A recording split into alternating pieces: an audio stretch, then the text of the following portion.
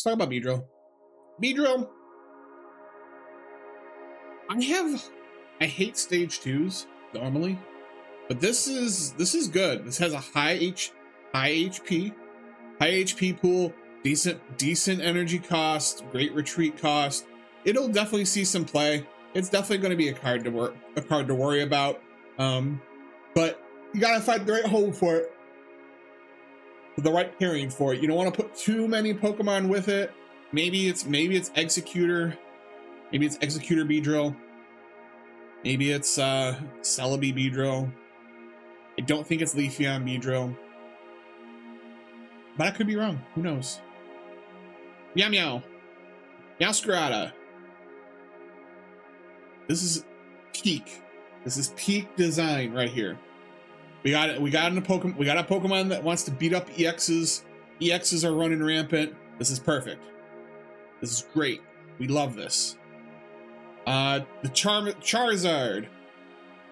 Talk about Charizard for a second. This Charizard, I think, is a trap. And I'm willing to be wrong. And if we look at my Charizard deck, I'm playing one. I did a 1-1 split because I want to do some testing, because that's what we do the first week, is we test our limits. But my gut says that this is a trap. Yes, you can use 1 energy to put 3 energy on, and then put the extra energy on, and then you can start doing 150 right away. Here's the thing though, that has to be in the active spot. I'm pointing to my screen where the game is for me, not for you. You're here. So you have to put it out there. So it's got to take a hit. And you know what? Depending on what the meta looks like, that means Charizard might only live to do 1 hit. So is it really worth all that time evolving for 150 damage that may or may not kill the thing that you're shooting for? When I could let Moltres take a beating and then swap out into the other Charizard, or this Charizard at full health though. So that's where I'm at. I think this is a trap, but I'm willing to be wrong, and I'm going to do some testing with it because I have it in my I have my Charizard deck built because I love playing the Charizard deck always. It's one of my favorites to just throw on for a game, see if I can kill someone, and if not, who cares? Who cares? So this Charizard, I think, is a trap, but I'm okay with it. I'm okay being wrong. I'm not going through every major one. What do we want to go to now? Ask me about my Water Weenie. I love this card. This is Dragonite, but better because it only takes 3 energy. And this just screams chaos. So yeah, this is good. This is fun. We love to see this. This is a great Misty target. Dondozo, I really wish Dondozo had an ability that said if you have a Tatsugiri on your bench, you get plus 20 to you get plus 20 damage. I wish they had brother and sister abilities. I guess that makes it maybe a little too powerful, but you just dial down the Ocean Cyclone.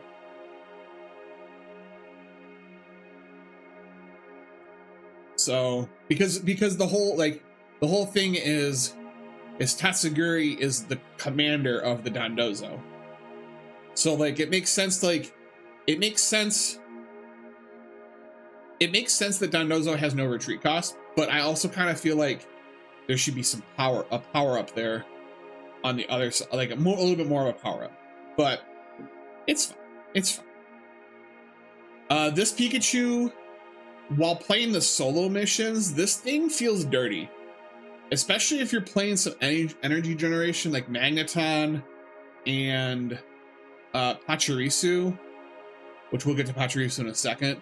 This feels dirty, with Dawn and some of the different ways that you can generate some electric energy. You're not necessarily waiting.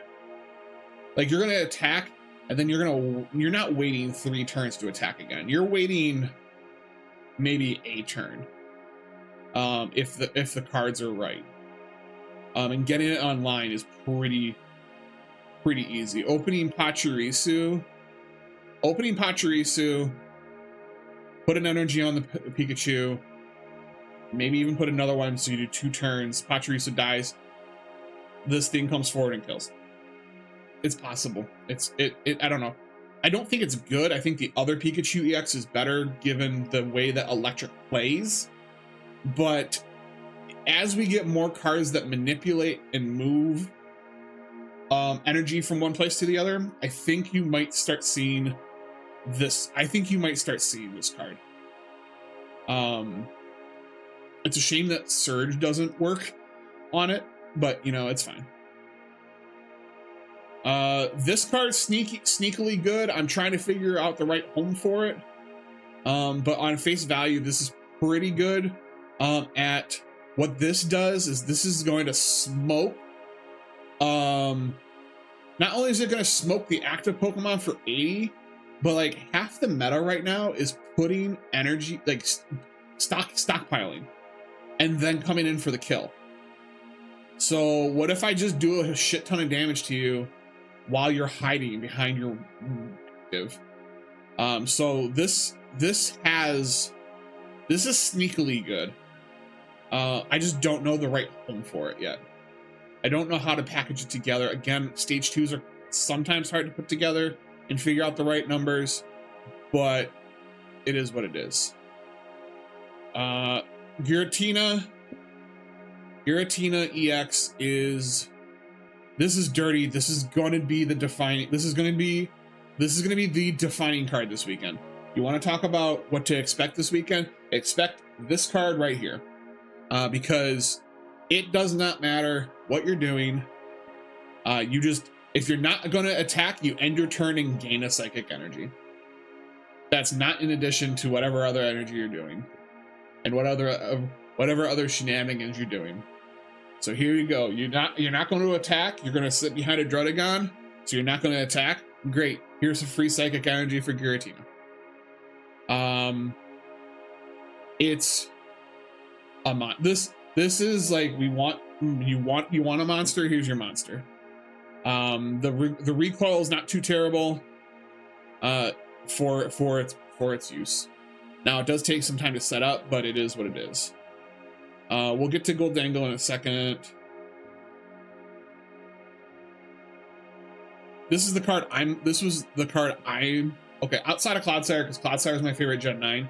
This is the card I'm most excited about. I love the fighting decks. I love how they play. I love the tempo manipulation you have between playing your, playing your 1-drops that, I say 1-drops, playing your early attackers that then die, so you pump up the Marshadow. What the deck was kind of missing was an avenue for you to dump energy, if you needed to, and so this is where it comes in, 3 energy, and then you also get to do 30 damage, so you get to snipe the bench. So if they back out, rather than having to worry about a Cyrus, you just dome the front for 100 and then clean up in the back.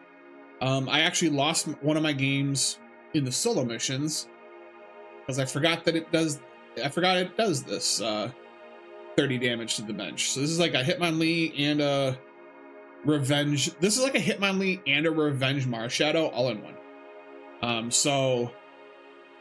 Very strong, very cool, very excited for this. This is the card I was excited about most in terms of gameplay, but it is what it is. Pooper is disgusting. I mean that in the most loving and affectionate way. Pooper is here to stay. Pooper is going to be awesome in Little Cup, because Little Cup, you have Salandit, so now you have an easy 1-drop. An easy 1-drop to go, like, because before you had Grimer, and Grimer had a huge retreat cost. This has a retreat cost of 1. So you get to open up a Pelican Wooper, poison it, hope they don't heal it, or retreat, and then bring in your Salandit, and then all of a sudden you're doing a shit ton of damage. So there's the Pooper, and Pooper leads to Clodsire. Clodsire is great. Not just because it's my favorite Gen 9, but because has a huge health pool, huge HP pool, and Venus Shock for 2 energy. What's really neat is if they heal either through evolution or whatever, you can actually work around. You can work around and get poison back online without having to worry about this retreat cost of 3, because it has the high HP pool. Even put on a cape, even have it put on a cape, all of a sudden you're at 180 HP. Ridiculous. Because I think the deck, I think there's 2 ways to go with this. You either play Wheezing. You either play Wheezing with Koga for the quick retreat, but Koga doesn't work on Clodsire, or you play the support role of Grafai. And I think Grafai is exactly what we need. We're going to be doing 60 at a time, but if we can get poison, if we can flip heads and get poison, and all of a sudden we're back to doing 120, incredible. So this is my pick right here, Grafai, Clodsire. I think this is how you want to build the Clodsire deck. There's a reason why the top solo mission has that. And then you're looking at, well, what do I do with all my extra energy? Because like, I'm not really going to put energy on Grafai unless I have to. And it only takes 2 energy for Paldean or for Clodsire to do its thing. And the answer is Darkrai. You play Darkrai, and you're chipping away. You're doing even more chip damage. So that 60 is actually 80 with the chip damage. So we're cooking. And that's one of the decks I shared earlier this week. I really do think that that's the way to play Clodsire over Wheezing. Tinka. Tinka is what I wished Marowak was. I wanted the 80 guarantee, and I want to just flip 1 coin to try to do 80 more. I don't want to flip 2 coins and opt out of like damage. So here we go. You got it. We got it with Tinkaton finally. So this is what I wanted Marowak EX to be so long ago. So now we have it. She's cute. She's pink. She's got a giant hammer. And yeah, this is gonna be ridiculous. Revelry, I actually haven't read it. Oh, it's Wugtrio, but for steel and for extra energy. What's really neat is the effects and the effects of, so you can't get poison and whatnot. So that's kind of neat. Steel Celebi. We're here for it. Pair it with Dialga. Get your ramp on and go to town. I think this is great. I think the downside of Celebi. I think the downside of Celebi was the fact that the downside of Celebi is that it's a 2-pointer, and your support card is a 1-pointer in Superior. This is the other way around. The hammer, in case you get in trouble and you lose Goldango, you're only losing 1 point, and then you've got Dialga to come back and kind of try to clean things up. So Goldango with Dialga, match made in heaven. I think I would partner it with Skarmory, just to give a little extra early game pressure if I needed to.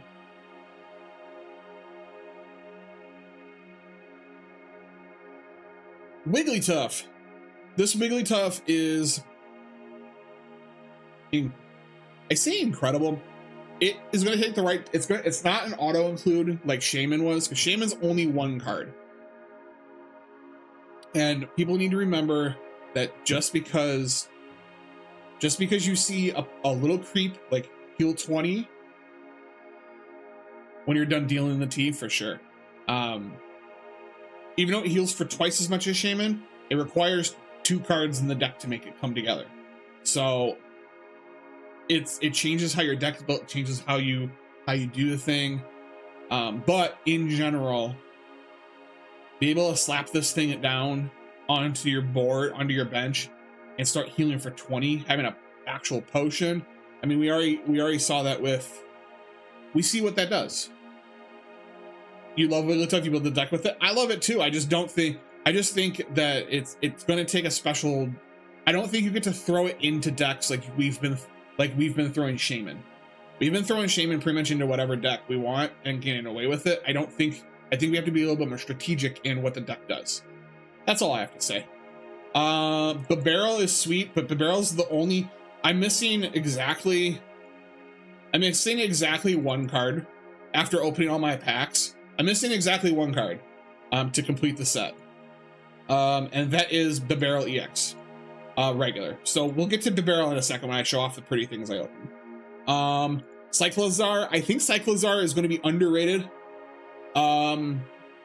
Maybe disgusting with it in the Barrel. I believe that. I'm excited for it. Don't worry, I have the Barrel. I have the barrels I can use if I wanted to build a deck with it, but it's the only one I'm missing for right now. But Cyclozar, I think, is underrated. We love Farfetch'd. This is Farfetch'd with a small trade agreement. For more HP, the first time it attacks, it only does half the damage. That's the trade agreement. I'm going to give you 20 more HP, but in return, your first time you attack, you're going to do 20 less. And I think that's a fair trade-off. So I think you can actually play, if you're looking for a third Farfetch'd, I think this is it. I think this is your third Farfetch'd. It's a pretty good trade-off, especially with the way our math has been mathing. Being able to throw a cape on this, and now it's 100 HP. Beats out the 80 HP that would have been Farfetch'd. So I think this is going to end up being criminally underrated. But it is a good card. It is a good card. Let's get to the supporters. I wrote about all the supporters on my Ko-Fi, and I made it public. So if you want the actual full details of my thoughts on them, go read it. But in short, this card I think is great. I think this is, I think the trade-off of being able to enable your opponent is better. What we have learned so far in this game is being able to execute your plan is better than not executing the opponent's plan, like trying to stop the opponent of executing their plan. So any opportunity you have, we see it with we already trade off cards with Pokemon Communicator to try to make ourselves more consistent. This just literally lets you look at your hand and go, I don't like any of this. All I have is late game stuff, and this is turn one. Shuffle, give me back my stuff.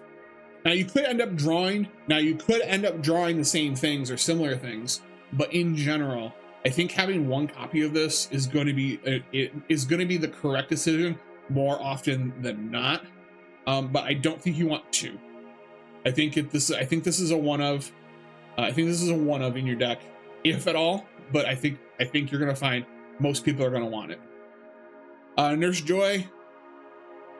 I really hate that it recovers all special conditions because I'm a poison junkie. But at the same time, just another great healer. It's gonna have its place. It's gonna have its place in the greater world. I'm glad it's less than Irida. Erica, great, huge amount of healing, but it's specific to grass type. Irida, less healing with the trade-off, but what the trade-off is, it actually, as long as you have water energy, will heal all the Pokemon, which so you could end up like healing 2 or 3 Pokemon for significant damage. This one, even less healing, but A, every deck can use it, and B, it removes the condition. So it's great that they've the design of it. They understand what we need and what needs to happen. In order for something to be universal, it's going to have to do significantly less, with a caveat. So, Nurse Joy, fine. Red, if we're in an EX meta, it's going to be great. It's better than Giovanni. If we're in a non-EX meta, Giovanni's going to be better. So, really you're asking yourself, do you want the guaranteed 10 that applies to all Pokemon, or do you want to do the 20-0 coin flip as to whether or not my opponent has an EX, is playing an EX? That's up to you. But welcome, Red, welcome to the game. And then Team Rocket Grunt, I think we've all seen it. And again, this goes back to my comment about we're better off executing our plan and less worried about executing or stopping our opponent from executing their plan. And I think Team Rocket Grunt falls into the latter, where we're trying to stop them. That means, and looking at it, 50% of the time, this is going to do nothing right off the bat. So take that. However, getting one heads in the middle, like at a pivotal turn, is going to feel great. Getting more than one heads is just like it's just like when we Misty flip and we get a bunch of heads on Misty, and all of a sudden it's like, woo, I win the game. So I think where I struggle with this is the argument of, do we want to be working on executing our plan, or are we actively trying to stop our opponent? In which ways better? I think for now, it's better to be proactive for ourselves and less reactive, like less preventative. So is that going to stop people from playing this? No. If that never tell anyone, never tell the tournament grinders the odds of something. They're just going to do it anyways. And so being able to have that opportunity to slow down Arceus, slow down, try to reverse a coin flip from Misty, you know, they're going to take the chance. It's a 50-50. So they're going to do it. So that's Team Rocket Grunt. I've got more details about that online later. Or I have more details on all those cards, all the support cards in my coffee. Coffee.com/PokemonMage. ko-fi.com/PokemonMage. Nope, that's not it. Anyways. I was trying to give it to you via closed captioning, but anyways,